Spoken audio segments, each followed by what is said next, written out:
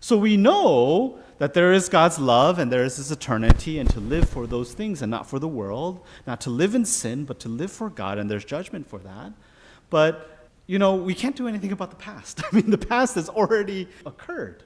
But more important today, and that's how it ends. In fact, something interesting you can see about this parable is that a lot of parables end with like how the master responds, or there's some other kind of like conclusion or something that Jesus says about some particular parable. But in fact, this parable, it just, cuts off, right there at the end about this person's response.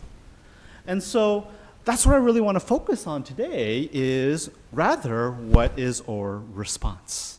And so usually as we look, we think that God has no mercy, right? God has no mercy, the judgment is set. Like whatever happened, and the situation I'm in now is just a result of that, and I've just got to face that. The bill is due, and I've just got to face it.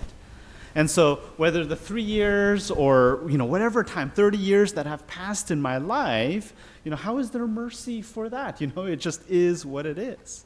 But how is the Lord in terms of His response, this person's response in today's parable? He says, leave it one more year, right? He says, leave it one more year. I will dig around it and I will fertilize it. And then, wait for it. And then after that, then judge it like that, right?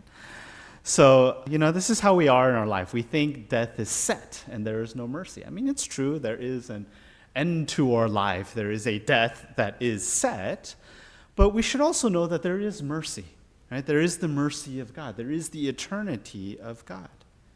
When we live inside of the world, when we live a legalistic mindset inside of the law, we live with a fatalistic mindset, right? That things are just the way they are. Like this is the fate and that's just what it is.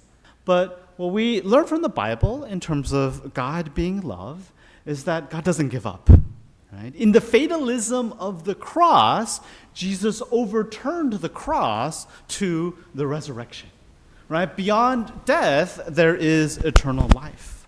And so the meaning of the cross and the resurrection, even in the midst of our life, also means the same thing.